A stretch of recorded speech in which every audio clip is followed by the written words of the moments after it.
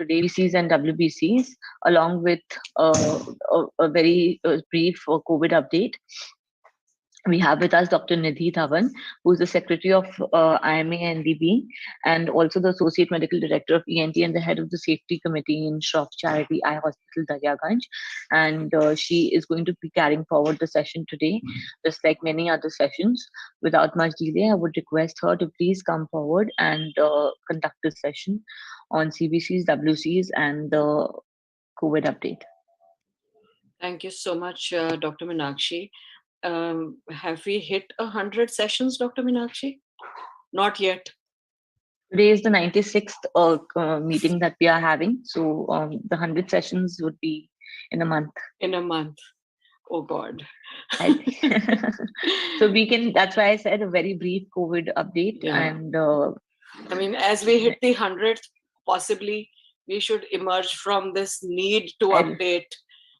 Absolutely. I think we've already emerged from that, but just for the sake of a century, we can. Yeah. All right. So here goes. Today we are going to be briefly touching about emerging variants, because we hear in the press now, what about BA2 variant and what about Delta Cron? So we are very, very briefly going to touch upon that. But largely we're going to focus on the WBC component of the CBC. Looking at cumulative confirmed cases, we have been so far looking at the weekly reports, which we will look at, but looking at cumulative confirmed cases for the big three, United States, India, and the United Kingdom. So United States has had 79 million cases. India has had 43 million cases. United Kingdom has had 18.5 million, and South Africa has had 3.6 million. For the sake of reference, if you see the population of these countries, you look at UK, the population is 67 million, and at present with Omicron, whether it is BA1 or BA2, 1 in 9 are seropositive. This is the highest that they have ever been in the course of the pandemic. In US, their estimate is that 25% of the population has been infected. In South Korea, this is about 18%. The population of India is 1400 million, which is which is a scale very different from the rest of these countries. And if we look at Indian figures, with what we have heard from Western media and Western press, I can totally understand that they with. But we seem to have, in terms of proportions, managed the pandemic fairly well.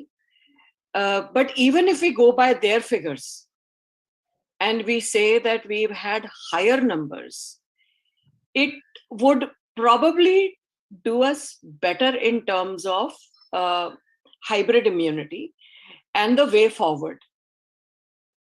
So looking at daily new confirmed cases, you see US here, you see Kenya, South Africa, India somewhere here, you see Denmark, Singapore, Israel. So a lot of countries are now clustered together, and there are some which are still showing a little uptick. UK, you see Denmark. There is a little bit here. However, especially with UK data, they are saying that at least 50% of the new cases reported are incidental finding, as in they enter the hospital for some other thing and are found to be COVID positive. Look at the countries which had a zero COVID policy, and let's compare that with India. The countries with zero COVID policy, Australia, New Zealand, Hong Kong, Singapore, right now seems to be really having Australia going up, New Zealand kind of flattening out, but not hitting the baseline as yet. Singapore doing okay. Hong Kong gone up and come down. India comprehensively close to the baseline. So our numbers, whatever they were, have provided some demographic protection to us. Let's look at the countries which are highly vaccinated now, and in comparison to India. Germany, still not hitting the baseline. UK, in many cases, a fourth dose given. Still not coming down, going up. Singapore, very comprehensively, in more than 90% in vaccinated. China, both zero COVID and high vaccination rates. China seems to be having a little bit of an uptick, and India somewhere way down there. I don't really have to elaborate on what's happening here. Things which are working for our country. We can debate about whether we are telling the truth or not. The proof of the pudding is in the eating of it. And whatever the numbers, something is working for the country. If you look at the new confirmed deaths per million population, very busy graph, but focus here on the right end of the graph. If you look at that, South Korea policy. If you look at US, now finally coming down, Israel down, India down, South Africa down. So if you were to compare this on February 8th, when we were at the peak of the Omicron wave, and you compare it to March 25th, when we've seen what the numbers are like in the previous slides, there was a little bit concern that South Africa deaths were going up, and is there a delay death button? So there obviously isn't. Israel was a little high, it has come down. UK was nearly 4, it has come to nearly 2. US was about 7.5, it has come to about 2.5. South Korea, which had a zero COVID policy, despite high vaccination, is not really coming down. It is going up. Even now, South Korea was at 0.4 at the peak of Omicron and is now at 7.1. So what has gone wrong with South Korea? I think it's their zero COVID policy. Population to be educated with the virus, and the emerging variants hence will hit a naive immune system. If you look at this, some others, I don't know whether that is because we are not serotyping enough sequences, or there is really an emergence of some others. But in US also, you see that that is beginning to emerge. In South Africa, Delta seems to have reappeared a little bit, or Delta Cron, can't say. But South Korea seems to be 100% Omicron. Israel seems to be 100% Omicron. UK, which does the highest testing, 100% Omicron. Look at how each country's graph may have hit a peak at a different time, but the shape of the graph is the same, irrespective of which country you're looking at. There is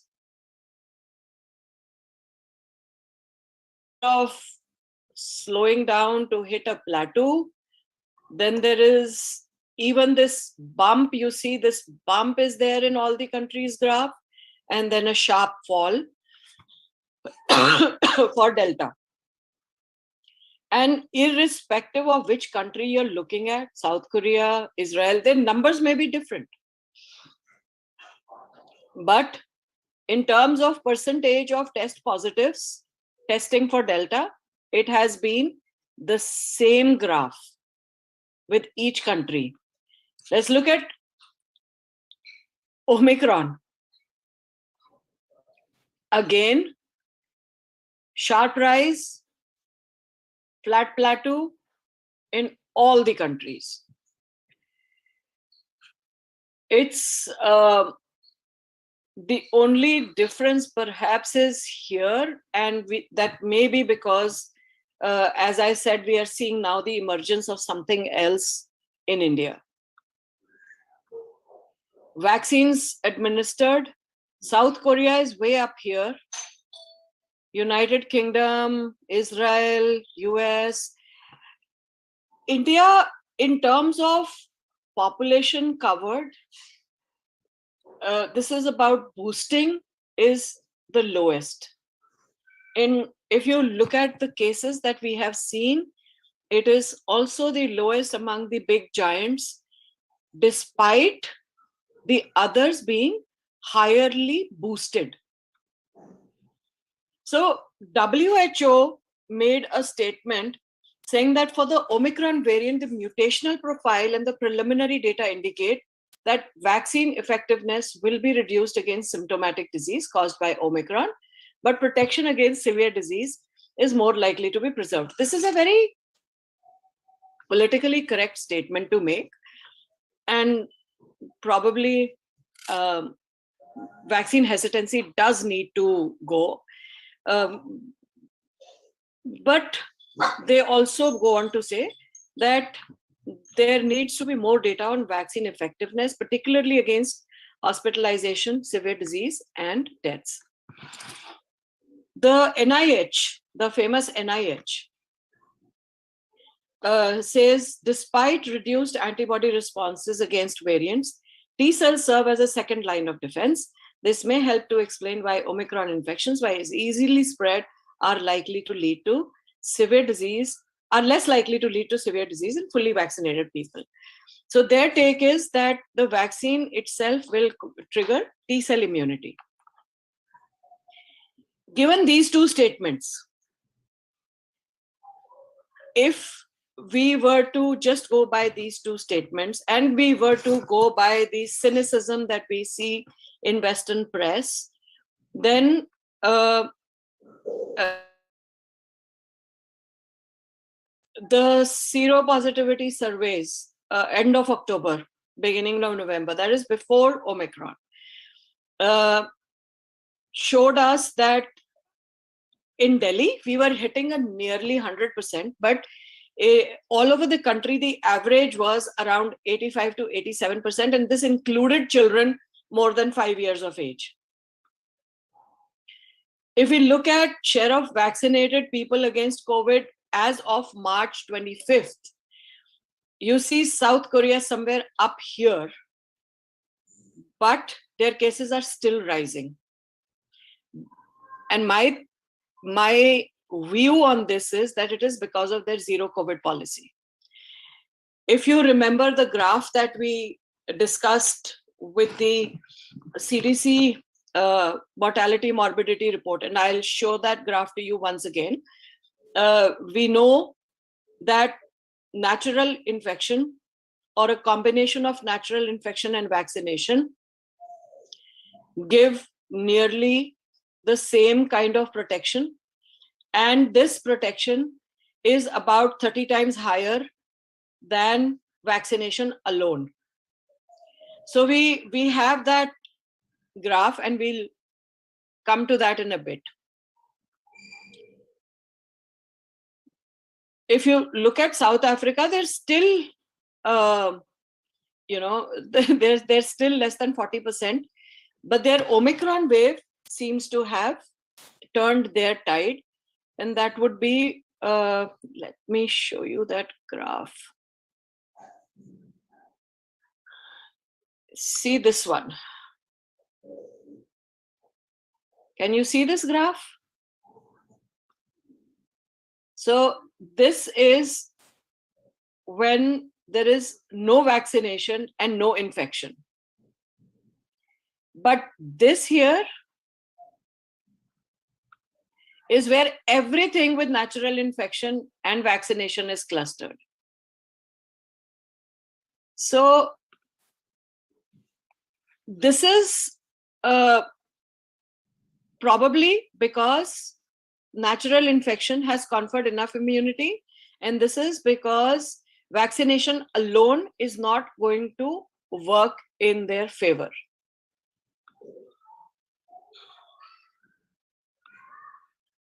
Look at how the weekly confirmed map is showing up for the previous week, ending March 25th. India is yellow, less than 10. And Australia, parts of Europe, including United Kingdom, more than 4,000. These are the countries which have had high vaccination rates, high boosting, and demographically, some factors which may have contributed to this. US is now in this zone. Their numbers are coming down, and we can see that. Russia in this zone, parts of Europe, parts of Middle East in this zone. But look at the R numbers. So if you look at the reproductive rate, India is close to 0.5. US, South Africa, somewhere close to 1, which means there is community prevalence, but it is not going up. Israel, nearly 1.5. UK, nearly 1.5, which means that for every infected case, there is potential for 1.5 more infections, which means there is a slow growth, but it's not coming down as yet. So our number less than 1 shows that the pandemic is on its way out in the countries that have that number. Looking at the details of these countries, as of 24th March, UK has had nearly 100,000 cases, with a 7-day average of nearly 123,000. The graph still seems to not even be flattening, but they have nearly 50% of these are incidental discoveries. People who came for treatment for something else were found to be COVID positive. US, finally, what we were seeing last week, that there seems to be some doubt that US might go up, even though their 7-day average is at 30 and new cases at 37, it seems to be going closer to the baseline. South Africa, even though the new cases are at 3,500, 7-day average is at 1,200, somewhere close to the baseline. But look at China. Zero COVID, high vaccination, and I don't know what is the reliability, even though the numbers are not very high, numbers for that country, less than 3,000, very huge population. But if you look at what they were at the time of our Delta peak, they managed to dodge it. 127 cases.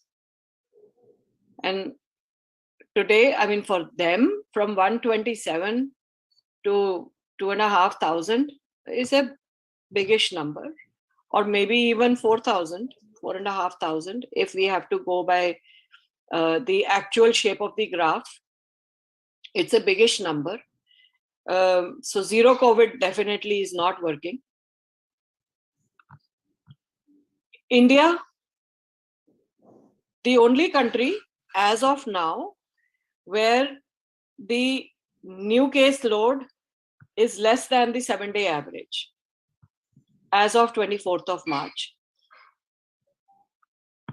Looking at our cardinal states, when you see this zero, you feel really happy. I was telling you that with all the election, post-election rallies, I was really scared and that we should watch Uttar Pradesh. The last week doesn't seem to have translated into increased number of cases. And we may be underreporting, as Western media would have us believe. But it's obviously not causing any problems to the healthcare system. It's not flooding the hospitals. It's not doing much. So we'll go by this. Maharashtra, somewhere close to the baseline, even though slight disparity between new cases and 7-day averages. But if you look at 25th March and 23rd March, you see the numbers are kind of closer on 23rd, and 25th is sort of showing that sawtooth, jagged, going up, coming down kind of picture. Kerala is comprehensively down also, even though I haven't got that graph here. And Delhi, also very close to the baseline, 112 cases with a 7-day average of 104. So the press has been full of some encouraging news, some, and that's a new one for the press, right? Because probably press has been busier dealing with the war and the elections. So you had to look for these, and when you look for them, you find what you look for. Probably that is what has happened. So if you have had Omicron, you're unlikely to catch its rising variant. If the population has had BA1, then BA2 is unlikely to hit. BA2 has 8 unique mutations not found in BA1, but it lacks 13 mutations that BA1 does have. So because of genetic similarity, it is considered a subvariant of Omicron, and hence also immunity will carry over. Does previous infection with BA1 protect against BA2? Yes. And there is a study to say that. If we look at, as I was telling you, October 2021, that was before the Omicron wave, we had a nearly 80% positivity, even in children over 5. And with the adults, this was approaching 90%. So with Omicron, whatever be the numbers, if we have underreported, the numbers would be even higher. But whatever be the numbers, we have had more than 90% seroconversion in our country, with possibly hybrid immunity now coming into play. There are, nature has reported some articles that say that there are, and this is why I'm saying, I mean, I can, though the Indian government has refuted this, but whatever be the numbers, if what we have done shows up in the world data as what it shows up, we've performed pretty well. We don't have to explain anything to anyone. But even if their estimates are correct, then our seroprevalence is much higher.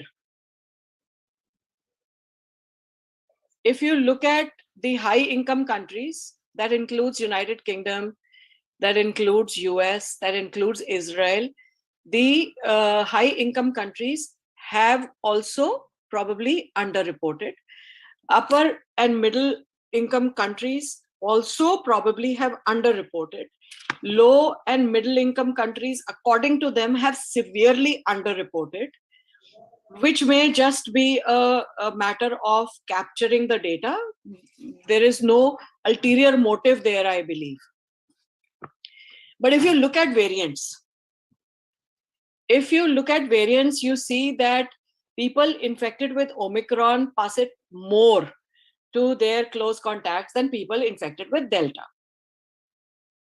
And this is regardless of their vaccination status, which is a blessing in disguise, because if you do get COVID, better it is Omicron, because it is creating an immune response without the pathology in the lungs, without the cytokine storms that we have been seeing. And the reason for that is the bodies are now immunologically educated, whether because of vaccination or because of natural infection. It has nothing to do with vaccine effect. For people who have received 3 vaccination doses are more likely to catch Omicron than Delta from somewhere in their household, because vaccines continue to be somewhat effective against Delta, but not so against Omicron, which is the reason why Omicron has taken over, which is the reason why Delta died out. The people who have received 3 vaccination doses are less likely to spread Delta or Omicron to their household members than unvaccinated people.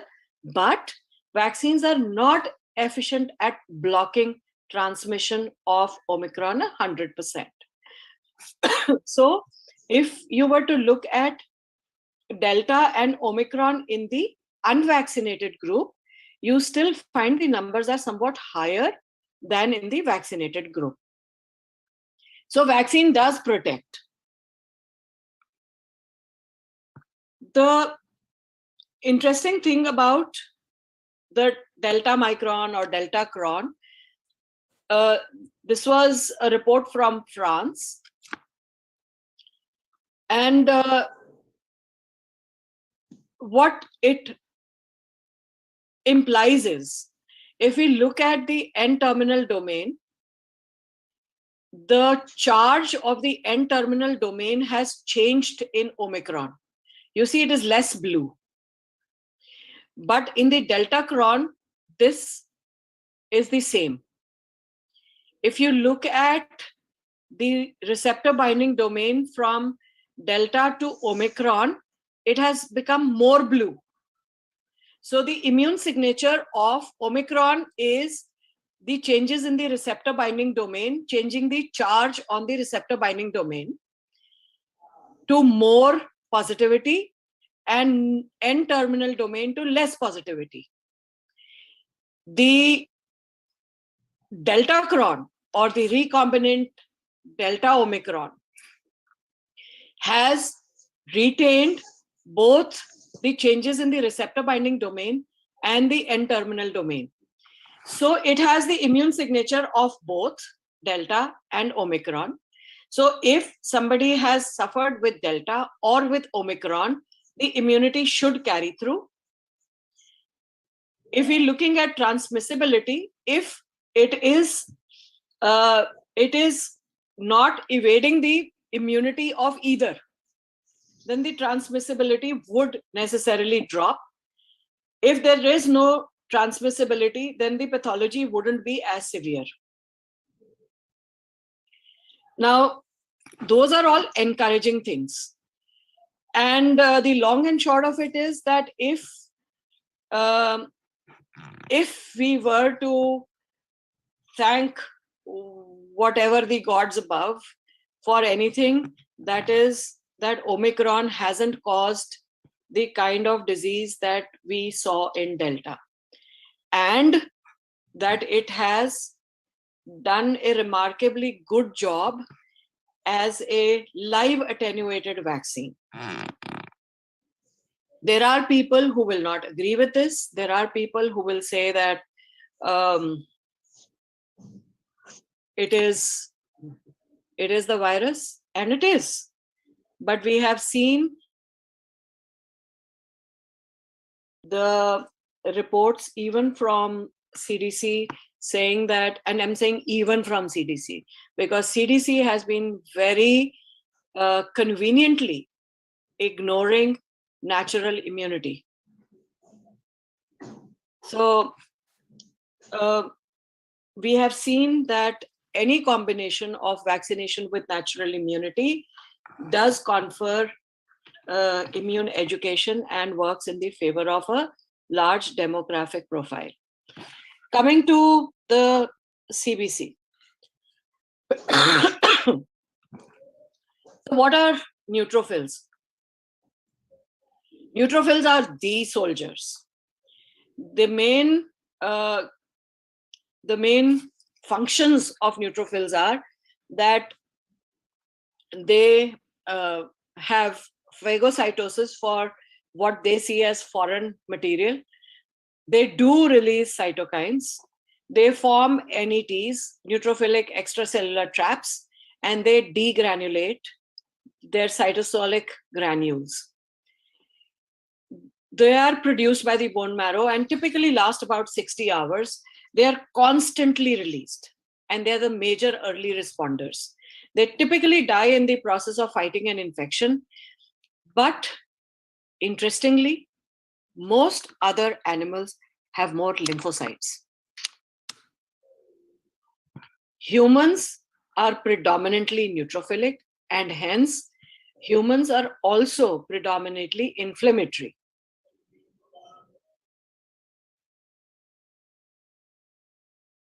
Which have been domesticated alongside humans also show a similar blood picture. So dogs are neutrophilic, whereas wolves are lymphocytic. So if you see this little box here, humans have about 60 to 75% of the WBCs as neutrophils, whereas mouse has only 20 to 30%. So the 80 to 70% is lymphocytes. Rat is even lower. Cattle, low. Pigs, low. So lymphocytes are less inflammatory, and neutrophils are fast responders. So we constantly have to work on an anti-inflammatory lifestyle. That seems to be because as we formed urban centers, our surroundings were full of filth and squalor, so that our exposure for fast and quick response was higher, and we evolved to be neutrophilic. Phagocytosis, the first response or the early response, it is triggered by the recognition of pathogen-associated molecular patterns, or the PAMPs. This is helped by opsonization.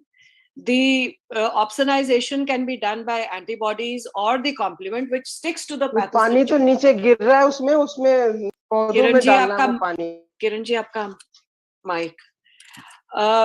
So the antibodies and the complement stick to the pathogens, facilitating the phagocytosis. If you see the those little black things, this is by actin. The classic phagocytosis is mediated by actin forming a cytoskeletal projection which is stiffer, which recognizes the opsonized bacteria and which then engulfs the bacteria. This is useful for bacteria. But there is another pathway in which clathrin coats the particles, and this is often used for viruses. Now, so molecules that disrupt actin polymerization decrease the phagocytotic ability of neutrophils. Cytokines. So neutrophils release cytokines in almost every family. They are pro-inflammatory, anti-inflammatory, immune regulatory, TNF family, angiogenic, the CCL, CXCL, they have cytokines of every family. But these are in much lower quantities than the classic cytokine producing and the lymphocytes. So they do contribute to angiogenesis, hematopoiesis, wound healing, autoimmunity, neoplastic diseases, but their major role is in local acute inflammation and in linking innate and adaptive immune arms. This has been so far the dark side of the moon. This has been something that hasn't been studied too much, but it is of note that we have IL family here, pro-inflammatory IL-1, IL-1 beta, IL-6, that we have anti-inflammatory IL-1 RA, TGF, tumor growth factors, beta-1 and beta-2. So we have, and immune regulatory, so we have cytokines of every family. There are nearly 120 cytokines, and we can't, and there might be more, and we can't know everything about everything. So we would just focus on the ones which we know are significantly acting from this immune arm. If you look at what happens in a neutrophilic response, either it can go into non-resolving inflammation, or it can go into increased host defense. And this is what will result in, either the body moving towards an acute cytokine storm-like stage or a resolved, dealt with that infection kind of stage. The antimicrobial response of neutrophils is largely phagocytosis. It also releases antimicrobial polypeptides through the degranulation, which causes those bacteria to be killed.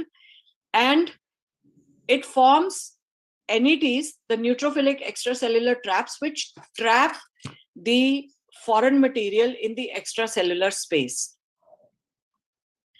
The mediators, all those mediators that I showed in the wheel, can either target your endothelial cells and cause endothelial activation with increased vascular permeability. And the neutrophils have to squeeze through very small spaces, 0.1 micron spaces, and their own size is about 10 microns. So they have to squeeze through a space which is a 100th of their size, which is the reason they have evolved to have that multilobate nucleus, so that, the nucleus can squeeze through in parts. They do work on monocytes and macrophages through various chemokines, granular proteins, and cytokines to recruit them, to increase their antimicrobial activity, and also to increase further from monocytes and macrophages the secretion of cytokines and chemokines. The dendritic cell, which is the classic cell which connects the innate and the adaptive arms, is also recruited by neutrophils. The neutrophils not just recruit the dendritic cells, but they also increase their maturation and increase again the production of cytokines and chemokines from dendritic cells. All these soluble mediators and cytokines from the antigen presenting cell-like neutrophils. There are some neutrophils which work like antigen presenting cell or APCs, and hence they cause both T cell proliferation, T cell suppression, as well as T cell recruitment. That depends on which cytokines, if you see here, A and B, which cytokines are working at what level. There are both Th1 and Th2 activation patterns, and there is an overall inhibition of T cell proliferation if the anti-inflammatory cascade takes over. So there are the inflammatory macrophages which could be present, or as the time progresses, as the body comes out of that acute phase, the pro-repair macrophages which come into play. The pro-repair or anti-inflammatory macrophages are IL-10 rich. The time profile of neutrophilic response and its interaction with macrophages, the first 1 to 2 hours is for arresting any bleeding if such is happening, recruiting the platelets. So there is a sudden spike of platelets. The next is the window of about 5 days where there is local inflammation, there is swarming of neutrophils to that local spot, there's phagocytosis, and there is trying to clear the pathogen and formation of pus if it is an extremely localized thing. The pus, interestingly, is white because the neutrophils have died and are part of that pus material. Over the next 2 to 3 weeks, the anti-inflammatory macrophages begin to rise, the cell proliferation and repair takes place, and extracellular matrix is deposited. And in the longer term, remodeling with IL-4 and T regulator cells begins to happen, and there is wound contraction so that the scarring is least. Now, the classic neutrophilic functions are degranulation, cytokine release, phagocytosis, and working through the oxidative burst to kill the bacteria. But there are newer studies which have shown neutrophils have a far-reaching, much greater role to play in pathology and in physiology. So if we look at the kind of chemical signatures the neutrophils have, there is CD177, which is increased in inflammatory conditions particularly. There is OLF-M4+, which is less effective in clearing bacteria, but is triggered in viral responses. So these are different classes of neutrophils which come into play and which, in a nuanced dance, are helping the body deal with what it sees could be harming the body. If you look at the cytokine storm, which has been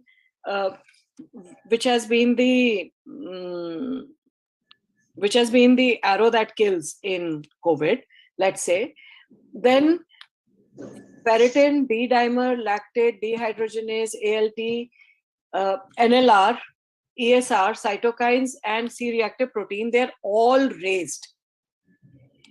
And neutrophils have a large part to play in this pathology.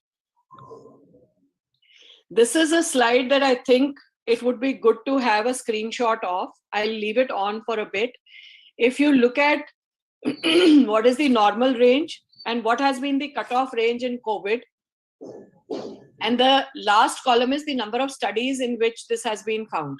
So this is all supported by science and supported by studies. Ferritin is raised from the usual 18 to 250 to more than 400. D dimer is raised from 250 to 500 to more than 1000. And please do look at the units, because they're different for everything. Lactate dehydrogenase, again, nearly 4 times the normal levels. C-reactive protein, we all know so much about C-reactive protein. ALT, cytokines, NLR. With seeing the CBC in COVID times, the first thing that my eye goes to is the TLC, that's a total count, and then I look at the neutrophil and the lymphocyte. And if I find that these 3 parameters are out, my antennae are alerted that I'm dealing with something which needs more attention. So there are clues in every number, and there are you will find what works for you. But for me, that's the first alerting sign that something is wrong. And I have not found anywhere where that where that feeling has been wrong.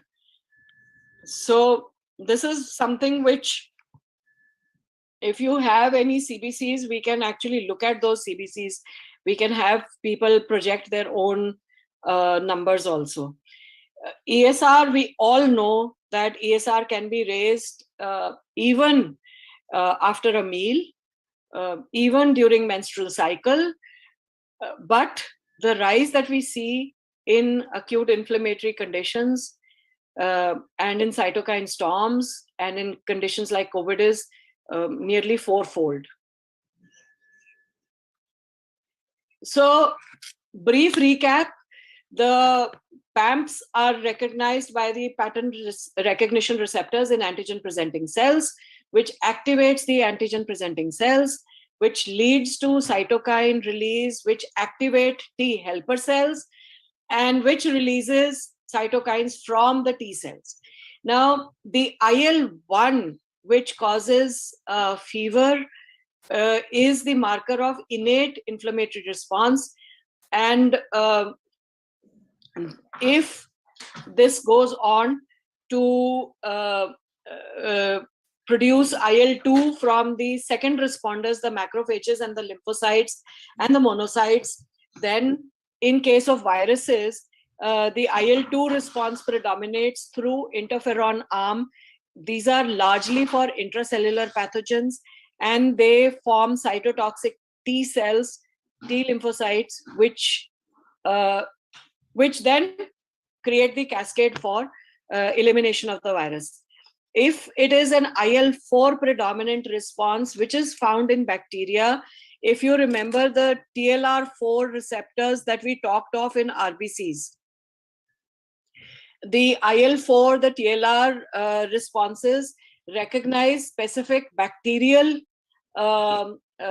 antigens. This is largely for extracellular antigens. These promote B cells, which cause opsonization of the bacteria, which cause neutralization of the bacteria and elimination. So this is for extracellular pathogens. Now, if we have both IL-4 and IL-5, which are seen in case of helminths and allergic responses, then we find that B cells, eosinophils, and basophils, this is very, very simple and very, very, large view of what is going on. But histamine is released, and so there are all features of allergy that you find. Allergy is when in the absence of a usual trigger. So if you don't have an helminth, but IL-4 and IL-5 are produced, say in response to the peanut or the pollen, the response is the same. There is something called the Red Queen hypothesis in immunology. The Red Queen hypothesis. So if you have read the Alice in Wonderland, Red Queen is the one you have to run very fast just to stay in place. So the Red Queen hypothesis of immunology is that any biological entity evolves to beat what can eliminate it. So the bacteria will evolve to evade, or viruses will evolve to evade our immunity. And counter to that, as our immune system gets educated, it will evolve to further eradicate these mutations. So it's it's the fight between the deer and the leopard. The deer will run faster, the leopard will run faster, and they will keep biologically getting better to serve their own purpose of survival. So the immune evasion that certain pathogens develop is for that reason. The bacteria, some bacteria have evolved to become intracellular.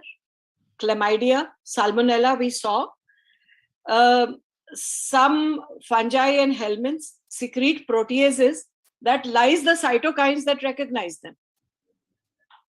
Some viruses and helminths have evolved to produce their own anti-inflammatory cytokines, which look so similar to our anti-inflammatory cytokines that our cells get deceived to turn off our immune system.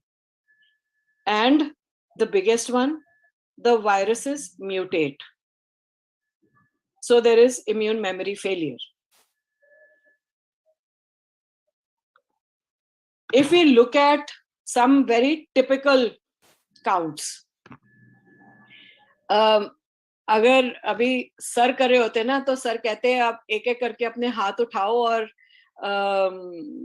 let us see के कौन क्या बोल रहा है. So if you want to do that, we can totally do that. But if I see, say, this CBC,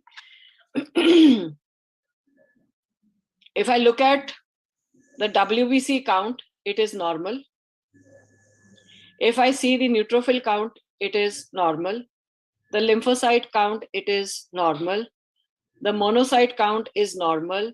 Eosinophil count is normal. So if you look at a CBC, look at in the first layer, look at the hemoglobin, look at the TLC, and look at the DLC. In some conditions, we want to see the platelets, but not in all. If you look at this one, for instance, this is showing 3.0 as against a normal of 4. So the TLC is less. Now, if I were to see the next one, neutrophils, less. If I see leukopenia with neutropenia, then certain conditions should come into my mind. And I'm going to come to that in a bit. But the normal neutrocyte lymphocytic ratio has been found to be varying between 0.7 to 3.5. But if you see it higher than 3.5, you should think of COVID. And remember that up to 11,000 per microliter are normal counts. However, it depends, and you must do serial counts. It depends on what the baseline count for the patient was.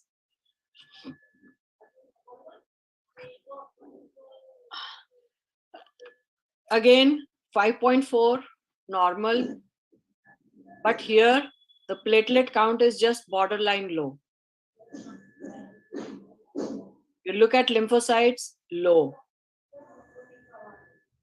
Monocytes high. Eosinophils high.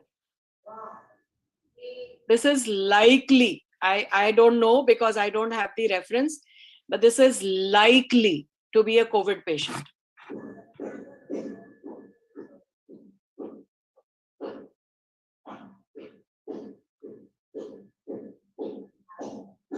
You must also see the reference point of the history. Now, this is a 5-month infant with fever and cough. A 5-month infant with fever and cough having a WBC count of 14.6. Definitely high, acute infection. We expect a neutrophilic response, but the neutrophils are 30%. Lymphocytes are 65%. This is the immune signature of a disease. This is pertussis. So the reference point of the history will give us the clue, and the CBC numbers will confirm our suspicions. The eye sees what the mind is aware of. So we must constantly keep learning new and new things. In that Red Queen hypothesis, we must also evolve. If we look at this, total count 11,700. Neutrophils 31. This is borderline high. I said 11,000 would be normal. Neutrophils low, lymphocytes high.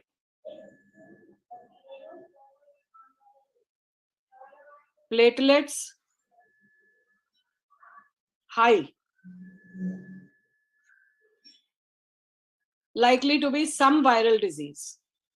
This could be infectious mononucleosis. I don't know. Could be.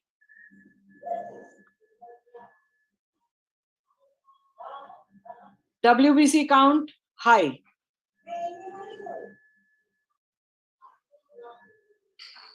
Platelet normal, but on the higher side.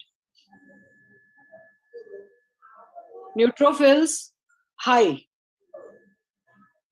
Lymphocytes normal. An acute bacterial infection perhaps. Likelihood, because the hemoglobin has also fallen, could be typhoid.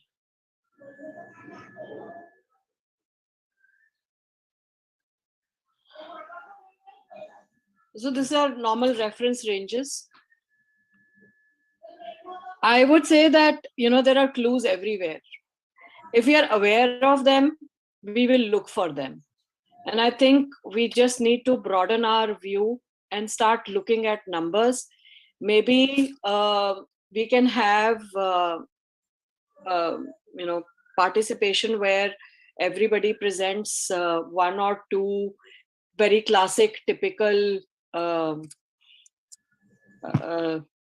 findings, and we see how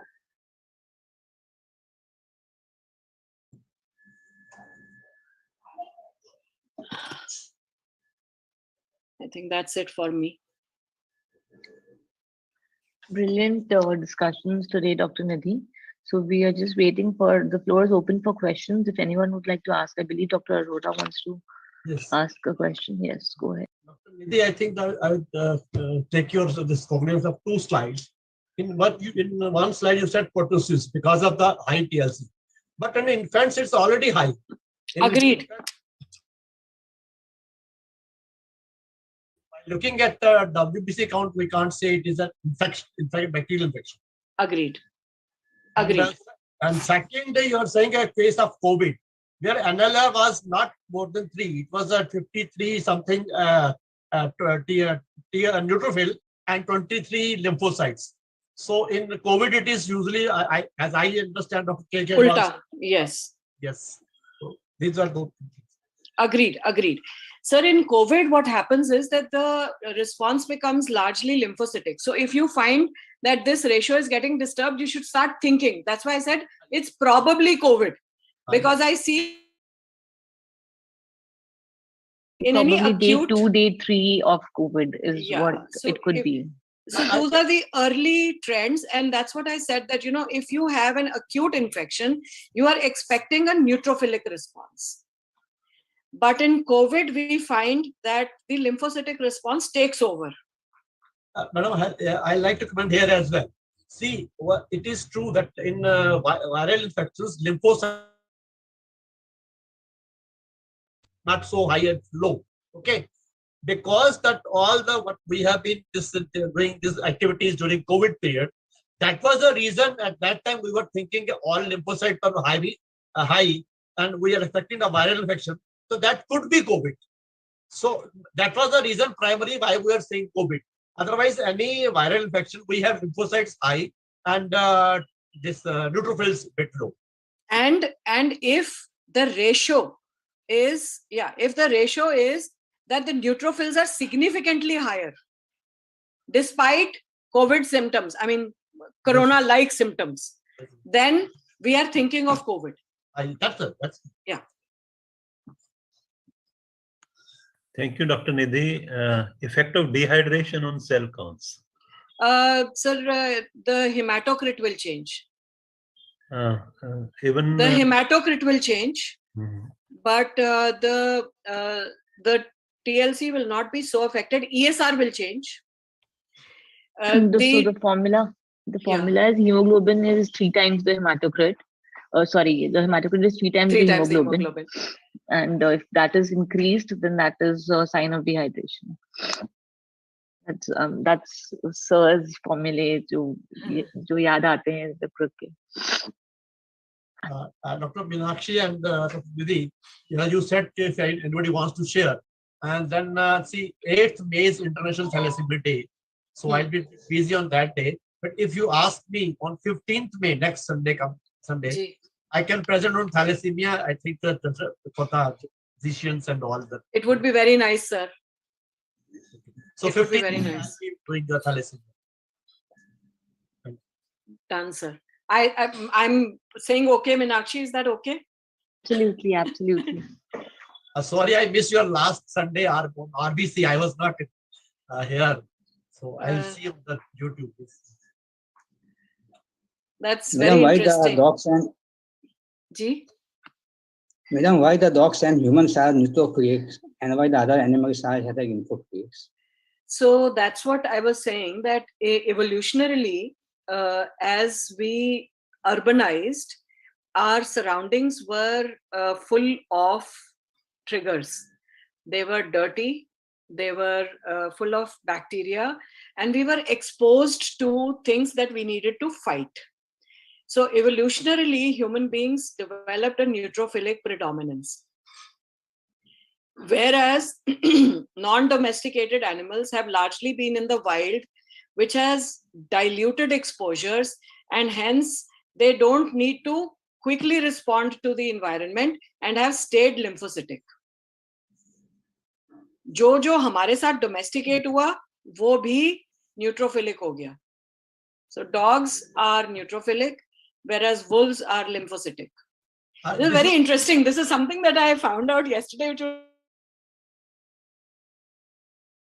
Whether only pet dogs, and difference in pet dogs and wild dogs, any difference? The wild dogs we are assuming to be wolves, sir. Dogs per se are urban. No, even otherwise, say buffalo, cattle. I'm just asking you the difference between cattle का sir थोड़ा सा वो है, cattle का kind of equal है, 35 to 50 है neutrophils, और हमारा 50 to 70 है. मेरा एग्जैक्ट क्वेश्चन ये है कि अगर जो पेट एनिमल है वही एनिमल अगर वाइल्ड पे जब होता है तो उसमें डिफरेंस है कि नहीं, ये मेरे को, so I am not an expert on this, but what I feel is that evolution में जो हमारे साथ domesticate हुए, वो एक evolutionary profile बन गई है तो अब whether they are in the wild or they are domestic, they will have the same blood chemistry.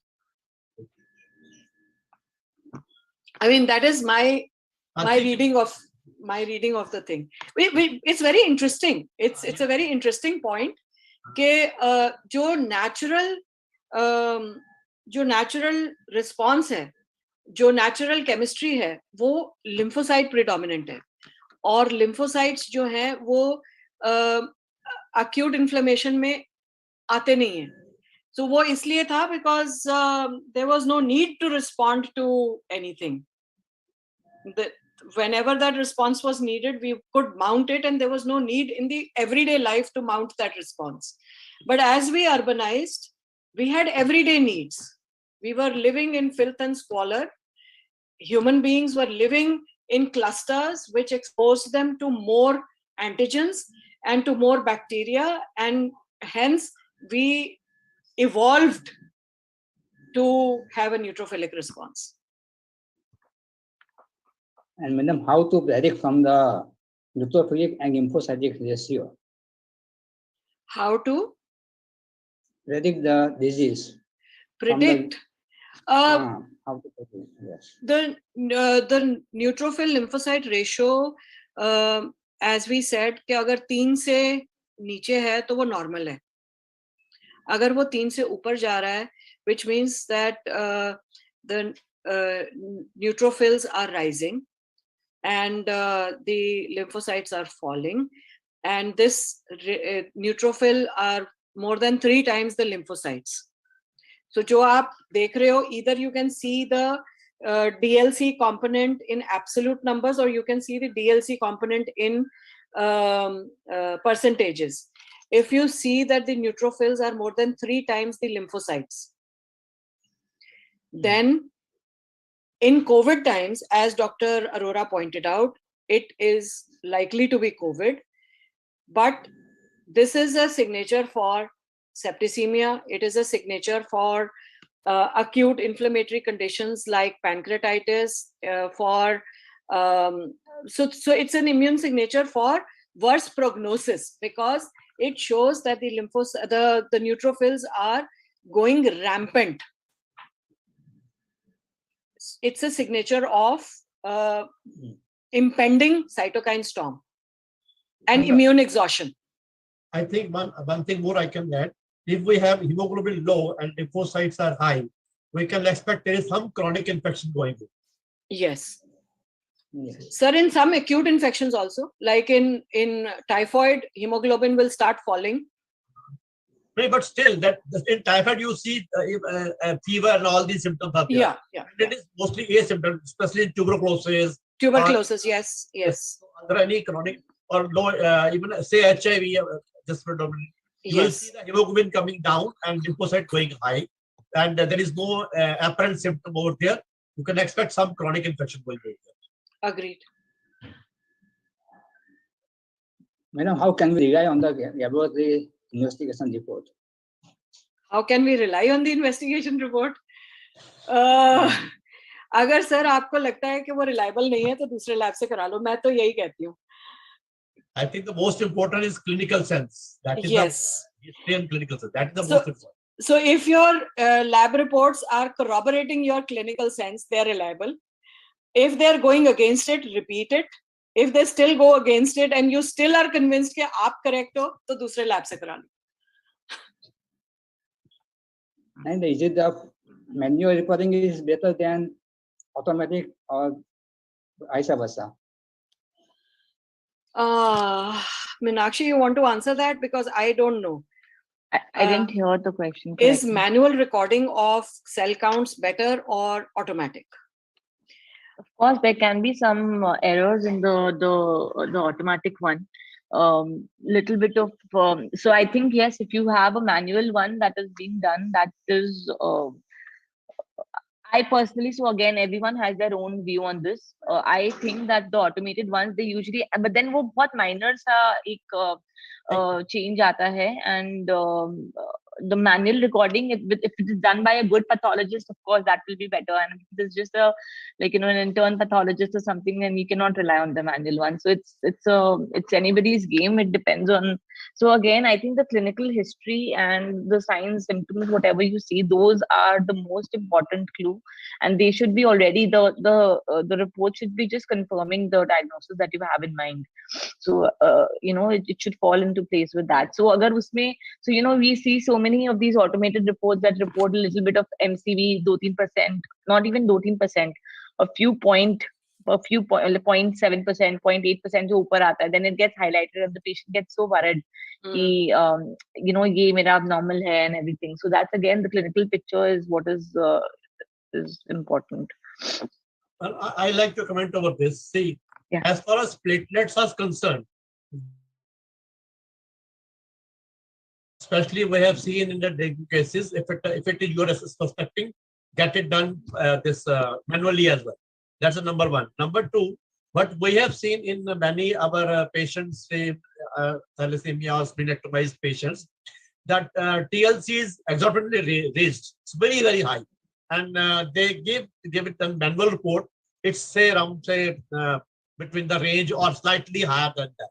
So sometimes when you are not comfortable with this automatic, though usually automatic are okay, but in special conditions we have seen platelets low and this TLC raised in few conditions. Then we ask for the corrected report. So then, sir, the bottom line still says that the reports are only going to confirm your clinical sense. That is most important. And if they don't, then get it repeated. Matlab, clinically, you have to figure out what you're looking for. And secondly, if you're still not convinced with the reports, ask for a peripheral smear. Yes. Because that will be more correct. Yes. I mean, with a normal hemoglobin also, peripheral smear can reveal some form of anemia.